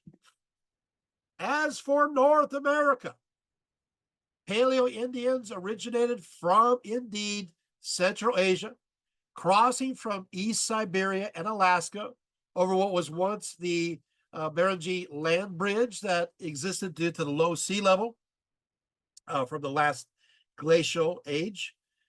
They followed the extent animal game and extensive Pleistocene megafauna along this ice-free corridor. Most scholars believe that the first Homo sapiens arrived via the land bridge between 16,000 to 13,000 BCE, although this is still contested. Some say it is earlier, and some say maybe a little later, but most say a little earlier. We know that the Siberian people and cultures have a direct link to the peoples and cultures of Alaska and northwestern Canada. Now, let's go into DNA, next image. So here we go, DNA evidence. Upon entry to the Americas, it appears using DNA evidence that the new arrivals very much moved southward along the coast, initially having the QM242 mutation upon arrival, but then as they moved southward, took on the QM3, also known as C3 mutation, which dominated the Americas clear to South America. Another group, the Helpo CM217, also known as C2 and previously C, which originates from Eastern or Central Asia and is found in northern China. This group too crossed over to the Americas a little later, but focused more on the northern regions. Let's go to the next image. Another group is haplogroup CM217. C2, oh, sorry, another group, sorry about that, remained emerging for a time and did not move further to the east for a while. Those that eventually settled in the northmost areas of North America, Greenland, arrived here long after the occupation of South America. We have, of course, the Nadain, Inuit, and other Alaskan populations still exhibit the earlier haplogroup QM242, making them distinct from the others who migrated further south. But also, you got something strange going on. You see a little question mark here. Yeah, and I don't know where we go with this. I'll just say this and just stop. There's also those in the north that have a mix of R1, which is connected to Eurasia, and has been theorized that this group arrived in this region after the Ice Age, and so sometime around 13,000 BCE. Well, R1, of course, is interesting because it's coming from the other direction of Europe. And as we know, R1 will become the Indo-European haplogroup. So it turns out, at least the mitochondrial DNA is saying that, yes, we have a migration that we are traditionally taught that came across Alaska, came across that land bridge between Siberia and Alaska and moved down, but also appears that you have another group arriving via Europe and Greenland into what is now Canada, in the northern part, what is now the United States. So you do have an interesting situation which is hardly ever taught, and that is the migrations come from both sides. Let's go to the next image. The earliest DNA evidence for humans was discovered in the form of fossilized human coprolites, discovered at the Paisley 5 Mile Point Cave in south central Oregon. This dates from 14,300 BCE. I spared you from seeing the actual remains, which are remains. So you have the next image. The Halsuk Nation, an indigenous group in British Columbia, claimed that its ancestors fled for survival to a coastal area in Canada that never froze during the Ice Age. And now excavations at Trinquet Island, located in British Columbia's central coast, has backed up that claim. They discovered an ancient village, including carved wooden tools and bits of charcoal in a thin horizontal layer of soil. And it dates back to around 12,000 BCE. So we do, that's pretty darn early. Let's go to the next image. Then around 11,200 to 10,900 BC, you have what's, of course, the Clovis culture, which appeared today throughout the central part of America. You have, of course, the double-sided fluted stone spear points and so forth there. Let's go to the next image. And you can see more evidence of these fluted points. We don't have a lot of time, so I will just keep on going to the next image. You can see that they move on, humanity moves on to South America. Now, recently we have discovered that there happens to be another movement where we have a DNA that does indeed arrive from the South Pacific. They are island hopping and enter into South America from that direction. There's also been DNA from Africa that has been detected in the area of South America early on. So there's lots of stories apparently that we do not know fully about. Let's go to the next image. Now, what about Australia? Next image. With Australia, the first modern humans arrive in Australia. It appears that modern humans reached Australia around 50,000 BCE. And we have determined this. The theory, of course, basically there was a single migration into Australia and New Guinea. And this occurred. Though some others will say that, well, it wasn't 50,000 BCE. Some say it was as late as 38,000 BCE. So there is some disagreement there. But there you go back. That's because the dating gets a little off. In fact, one of the oldest cremation sites were discovered at Lake Mungo. 3 sets of human remains were discovered, and they have determined that they dated between 66,000 to 38,000 BCE. So you see, there is a diversity here. It's interesting that we have detected that when the female died, her corpse was burned, then smashed, then burned the second time before being liberally covered with ochre paint.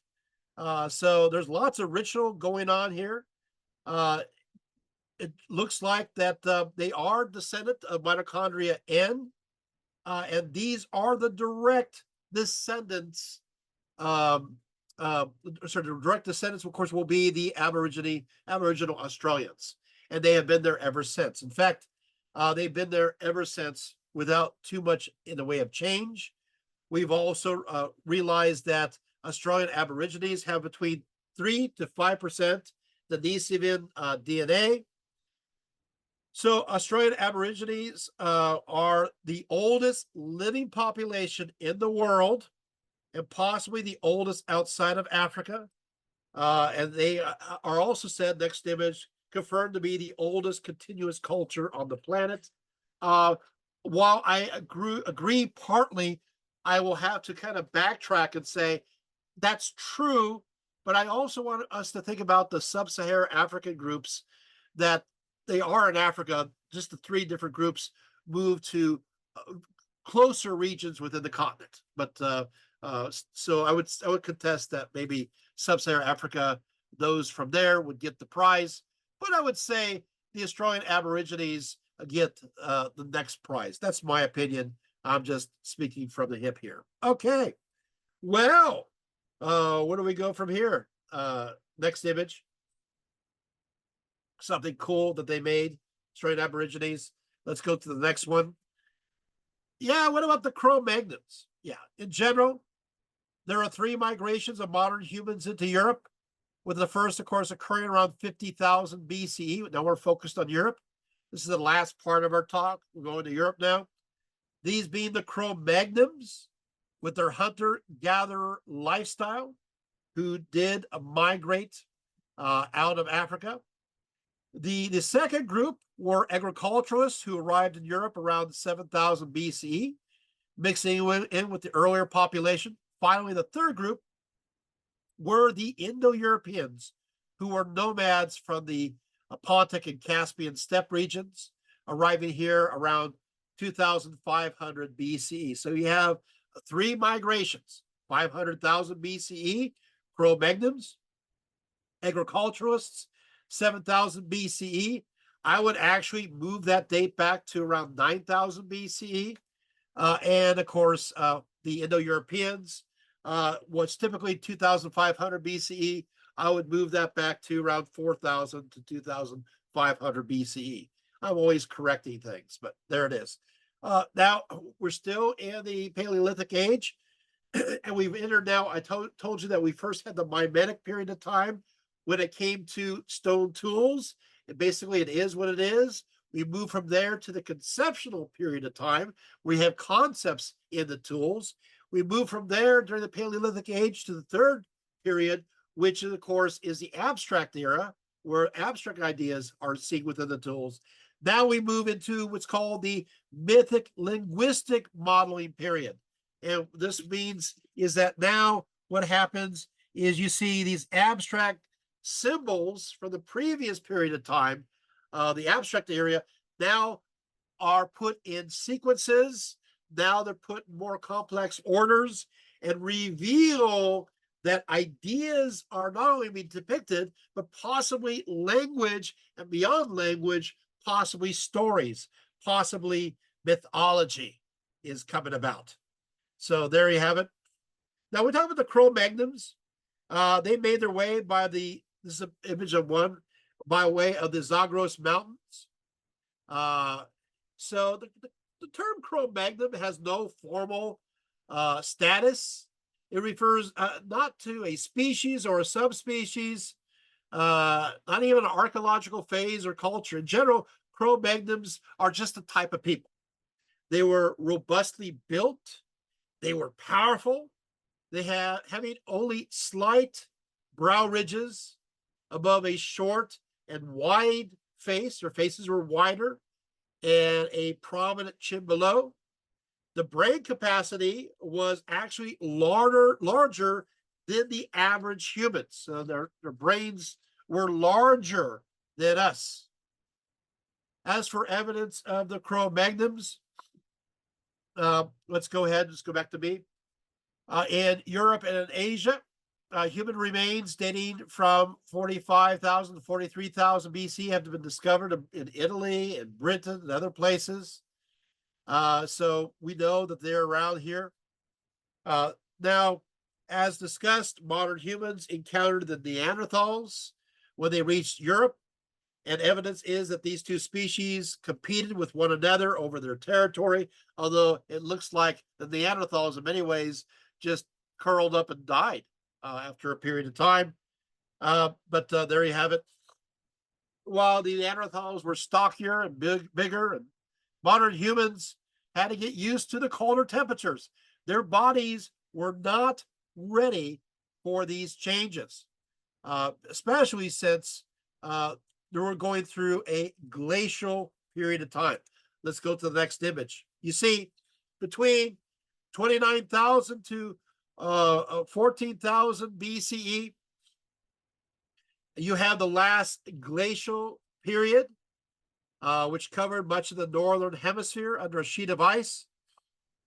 Now, the ice will retreat around 13,000 BCE, and where the ice was not, dry and cooler temperatures diminished the rainforest with the expansion of savanna land. Neanderthals, of course, will become, they were already extinct by the time of 13,000 BCE. There we go. Okay, thank you for showing that. Let's go back to me. During the I'm choking on water, upper Paleolithic age, we began to observe evidence of two religious beliefs becoming defiant and opposing one another. What's going to happen is you're going to have what basically occurs, I'll just do this really quick, is you have a hunting gathering society, hunters and gatherers. Here's the problem. So, before 13,000 BCE, you have very much what's an egalitarian society. Homo sapiens are egalitarian. Men and women are maybe doing different functions, but there's still a sense of equality. Just men typically are hunters. Women are typically gatherers, but that's not always the case. What we will see, however, is that the main game happened to be these large animals like the mammoth, for example. Well, what happens is that after 13,000 BCE, as the ice sheets retreat, what occurs is that the larger game, which supplies a lot of meat, go north. They go northwards. And they're replaced by deer gazelles, rabbits, faster moving animals, which are harder to catch and have less meat. And so what will happen is humanity in these regions of around the Mediterranean all the way across to the Yangtze Yellow Rivers, they have to adjust to this new environment. They have to supplement less meat with more vegetative materials. Of course, eventually this focus will turn into the development of agriculture. So you'll have agriculture coming about. But for those who go north, for those hunters that go north, what will happen here is that they will just hunt the mammoth and they'll think that this resource will last forever. And I told you hunters and gatherers, men were often the hunters, women were often the gatherers. Well, as you go north, of course, you have the soil, which is weak when it comes to nutrients because ice had just recently covered it. And so there is, we know through the archaeology, we can talk about this, there is a lessening, at least at this time, of women in a role as gatherers. But you're going to see when it comes to men in these areas, there's going to be a glorification of the hunter cult that we see that.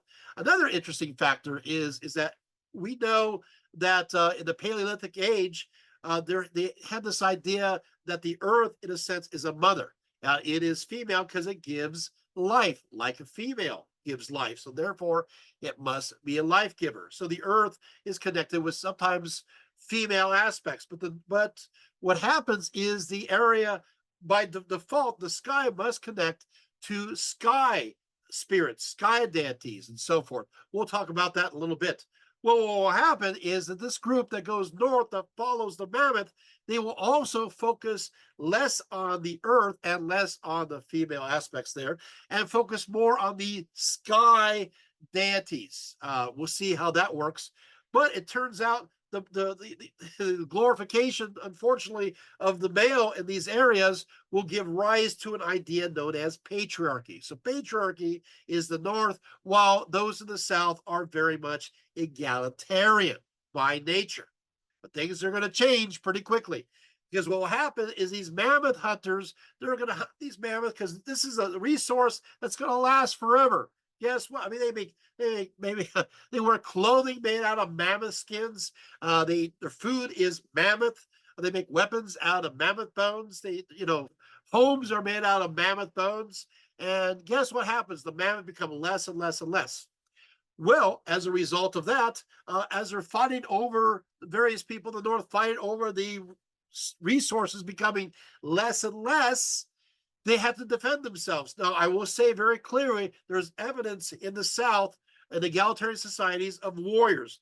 Don't get me wrong, there are warriors. But in the North, the warrior aspect becomes emphasized, especially since the contest for resources become a little bit more desperate. And so now you have the patriarchal societies that are also more warlike. Well, the resources are going to start going down. And so these groups will have to start going south all the way across the northern section of Eurasia. So groups will now descend down to Mongolia on the Asian side. Well, then, of course, we'll eventually descend into the more egalitarian societies. We'll descend into China and into Japan, into Korea, right? But the same thing will happen here in the European side, and these groups will descend into what is known as the Caucasus Mountains. And and of course, these are the so-called Caucasians, or also known as Indo-Europeans. And so what will happen is then the Indo-Europeans will suddenly be on the move. And as they're on the move, they will spread from the Caucasus Mountains. They will go south into Anatolia, and there'll be the Hittites, as well as the Luvians. They will go east into Persia. They will become the Persians. And then between 2100 to 1500 BCE, these Indo-Europeans, also known as Aryans, will arrive in India. And of course, they're connected to the Vedic cultures, right? They will be the writers and speakers of Sanskrit. And so this happens there. Now let's first go to the Indo-Europeans as they moved to the West. Sometimes this is connected to the so-called Kurgan culture, right? And we take a look and we see with these migrations. Now, it turns out that they start to migrate, they start to leave the Caucasus Mountains around 5,000 BC, 4,000 BCE. They start to move towards the Kurgan culture starts to move around 4,400 BCE. They start to arrive in Europe and they start creating various settlements that were occupied for a period of time. We do know as they move, we can trace their movement every 100 years, as they're actually less than sometimes 50 years. We can trace them through archaeology as they move to the West. We see that the disrupted or changed material culture. For example, originally we'll see pottery that is that's fine ceramic ware that's made by those who had always, had lived there for the agriculturists who had lived there for a period of time. Again, they say 7,000 BC. I say about between 9 and 8,000 BCE. It's fine ceramic ware, and all of a sudden, it's even sophisticated at time and very polished, and it's replaced by these more crude pottery that's made by those that are indicative from the region of the Black Sea region. We also see as they move across Europe, burial patterns change too. For a while, you have communal grave burials, which is really a common practice for old Europe. New forms of graves appear, including the mound tombs and burial graves. The skeletons of those buried in those graves now focused on males, while before the material goods were more egalitarian. They focused on both males and females. Now the dominance of these burials are focused on males, often buried proudly with their weapons and other items, revealing their prestige, and really contrast greatly with the female burials. Weapons are everywhere.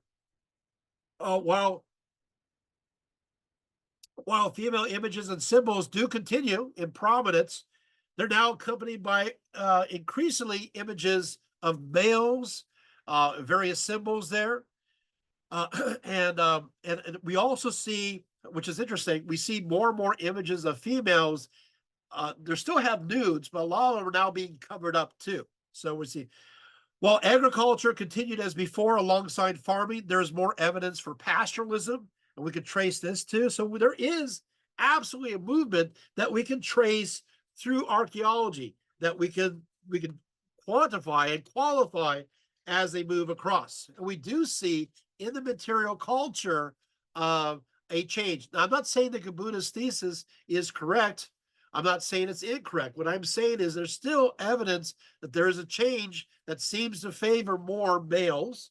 There is a change that favors more of those who are warlike, and there is a few other changes beyond that as well. They don't seem, again, to be as sophisticated. So let's take a look for fun at the map. So let's take a few maps. I'll just kind of zip through these. So here we go. So this is the map of early Neolithic Europe, and this is how the various peoples, right? Let's go to the next image. We're just going to fly through these. You can see, okay, you see that the groups are starting to move from the steppes of Russia. They'll be starting to move west. Let's go to the next image. Cordon ware culture. You can see them moving across, right? All right, next image. There we go. Okay, so this is, I love this. I love this. This is a great map. You can see there are the R1B haplotypes. This is, of course, the DNA that's connected to Indo-European, right? So roughly around 25,000 years ago, so 23,000 BC, the R1A haplogroup evolves directly towards the beginning of the last ice age. One group went towards the Eurasian steppes and the Caucasus, where the haplogroup becomes diversified into R1A1A. And most scholars agree that these are the Indo-Europeans. Next, this group continues west, where they occupy much of Central and Eastern Europe, becoming known as M417, subclads R1Z282 and R1Z280. So we see them moving across here. You can see that obviously Ukrainians and Russians and so forth. In fact, the study goes into the fact that that they also go the other direction, and they go towards, as you see, area of, they don't show Persia here, but they go towards India. So let's go to the next map. Okay, so you see the concentrations here of the haplogroup 1R, 1R1B. Let's go to the next image. There we go. So moving towards India. These are, of course, where the Aryans are connected. In fact, in northern India, those who have a high percentage R1A1A, which is the Indo-European haplogroup, are the following. West Bengal Brahmins have 72% Indo-European in them. Uttar Pradesh Brahmins have 67% Indo-European blood, and Bihar Brahmins have 60%. That's a lot. So it turns out that in fact, it turns out that the highest three castes in India have a higher concentration of R1 haplogroups, which is the Indo-European group. Again, I find this fascinating, but of high concentration, especially the Brahmins. And so you can see that between 2000 to 1500 BCE, they do come in. Let's go to the next image. You can see kind of here the breakdown and how this occurs. Now let's go to the next image. Of course, it's not only through ceramics, it's not only through burial customs, it's not only through their stone tools and their non-stone tools. It's not only through but it's also through their language that we can see the Indo-Europeans as they spread.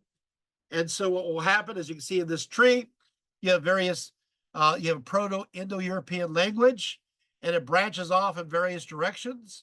You have, of course, one group will be the Greeks. And so we get, of course, the Akkadian, the Aeolic, the Ionic, and the Doric. So these languages are coming about. You also, of course, have, I should mention, and it's not here, but you also have, before that, you have Mycenaean. So the Mycenaeans are Indo-Europeans. They, of course, take over from the Minoans, who are a non-Indo-European people. Interesting note, the Minoans are egalitarian, the Mycenaeans are patriarchal. So the Indo-Europeans arrive in Greece. Another group, of course, as we talked about, goes towards India, and you can see the languages that arrive from that. You got Hindi, which is there, right? But they all branch off from Sanskrit, which the Vedas are written. We got Hindi, you got Gujarati, you got Bengali, you got Punjabi, and you have Marathi. So these are languages that are Indo-European. So as they just as the DNA haplogroups evolve over time, so do the languages. You have, of course, old Iranian. Indo-Europeans go into what is now Persia, Iran. And so old Iranian is a root of the same language. And you got Persian, Bajito, and Maliche, right? Then you have another branch, and that's the Slavonic group. So the Indo-Europeans then arrive in Eastern Europe. And so the Eastern European languages that are Slavic are Czech and Polish and Great Russian and White Russian, the Ukrainian. You can see here also you got Slovenian, and you got Serbo-Croatian, and you have Bulgarian. Then you have another group. These are the Baltic languages. Once again, these are Indo-European. So as the Indo-Europeans arrive in the Baltic areas, you got Latvia, you got Lithuanian, and you have Old Prussian. Also note that Armenian is also Indo-European. Then, of course, the Germanic languages arrive from the Indo-European. So moving into the West now. And so Indo-European roots include, of course, Flemish and Dutch, Low German, High German, Frisian, and English, Gothic, of course. Of course, you have a group that comes Scandinavian, which, of course, is Danish and Swedish, Icelandic, and Norwegian. Then, of course, what about the Latins? Of course, the Indo-Europeans spread off to Southern Europe and form the Latin branch. So these languages are related too. You got French and Italian, Spanish, and Romanian. So actually, of course, that's going across to Eastern Europe there, Romania, Romanish. And then, of course, you have the Proto-Celtic languages, Gaulish, Scottish, Irish, Welsh, Briton, Cornish, and, of course, Anatolian language going into what is now Turkey, and, of course, Hittite, Palaic, Lydian, Luvian, and Lycian. So you have this spread. So it's amazing. All these languages are all connected together. They are all Indo-European. And so it's kind of like telephone.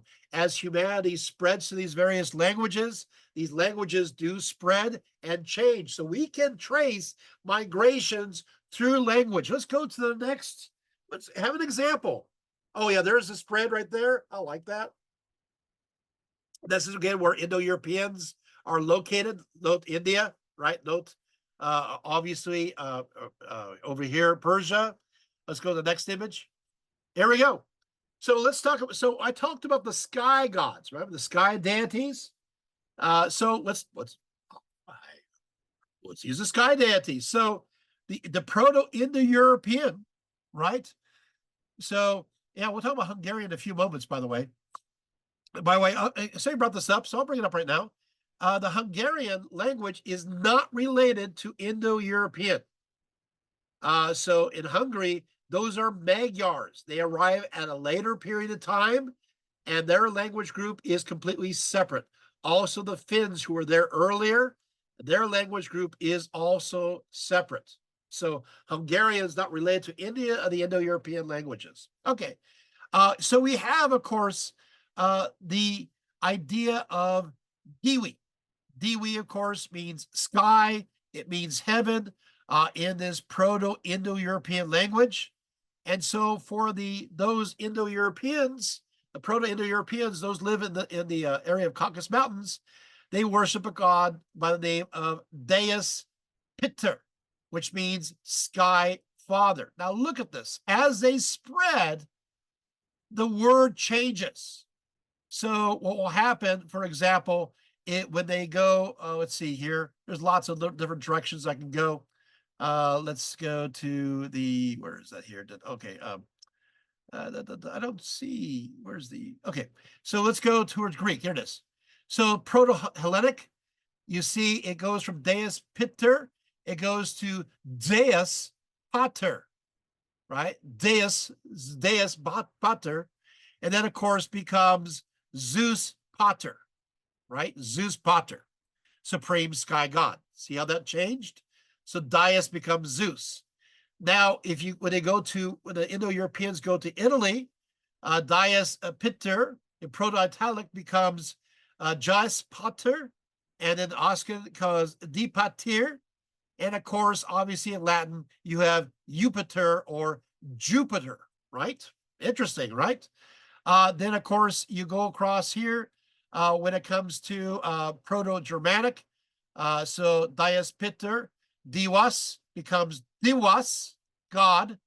And of course, later on, it becomes Zu, an old High German, and Tu of course, in Old English, right? You can see also the various changes. Hittite, you have Deus Piter, will become, actually, in Hittite, you have Zeus, which becomes God.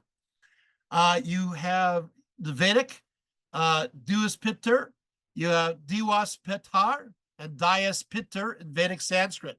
You know, I think it's interesting how the Indo-European, pre-Indo-European root doesn't change that much going all the way to India. The word does not change. That's, to me, is fascinating. So you can see the other groups here, but you see how they're all related. And of course, obviously, that word, we also get Dios, Dio from that, right? We also get Theos as in theology, right? From that same derivation. So pretty interesting, daemon. But what I want to mention is that there's other words too that have the same, lots of have same roots.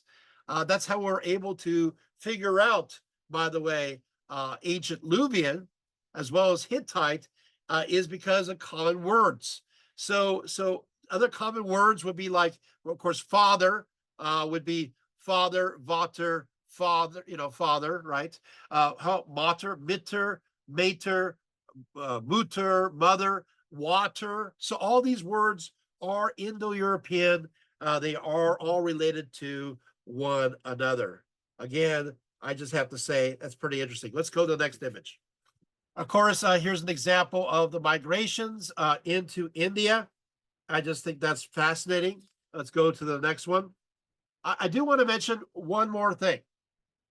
It's something that may be of interest, but we know that the very first Homo sapiens absolutely had dark skin.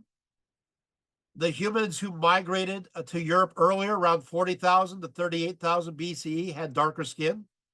We know that around 6,500 BCE, the early hunter-gatherers in Spain, Luxembourg, and Hungary still retained their darker skin, lacking two genes, that being SLC24A5 and SLC45A2, which would eventually lead to the depigmentation and would eventually lead to pale skin, evident in most Europeans today. Now, you guys want to see that date? Yeah, it's 6,500 BCE. So the idea, so light skin is a recent phenomena. It's a recent idea. Before that, dark skin was the norm, as we know, through this process. You see, dark skin was advantageous in more sunny climates. In climates where it's often cold and cloudy all the time, however, darker skin disrupted the ability to be able to absorb vitamin D through the skin. The story in the north around that same time was different, for they developed paler skin around Scandinavia to be able to absorb more vitamin D. We do find evidence of that. I'll just talk to you. You can see this here. You can see also we're going to talk about blue eyes as well. So we see what happens is that, for example, around 7,700 years ago, there's an archaeological site in southwestern Sweden where we first come across these light skin gene variants. We also see light skin and blonde hair coming about around that time. And so, yeah, so we're done with the pictures. Thank you so much. So what's going to happen is that this idea the idea of lighter skin and of course blue eyes, we can talk about that too. This came about way later. This came about. This is a new idea. So a new variant of humanity that's around 7,000 years old. One other thing I want to bring up, and just so you kind of put things together, we're talking about unity. Let's go there right now. You look at this, the Indo-Europeans alone, follow the Indo-Europeans. You realize they start migrating from the Caucasus Mountains around 5,000, 4,000 BCE, and they go basically three different directions. They do indeed intermarry with various groups as they move about. In some cases, at first they cohabit, sometimes peacefully, other times they attack.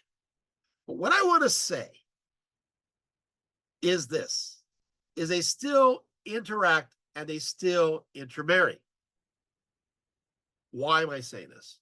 That means that if you are part of any of those groups that I mentioned, if you're part of the groups that are connected to Anatolia, part of those groups that are connected to Iran, part of those groups that are connected to northern India and parts of Afghanistan, if you are part of groups that are connected to the Slavs, Germanic groups, Latins, right?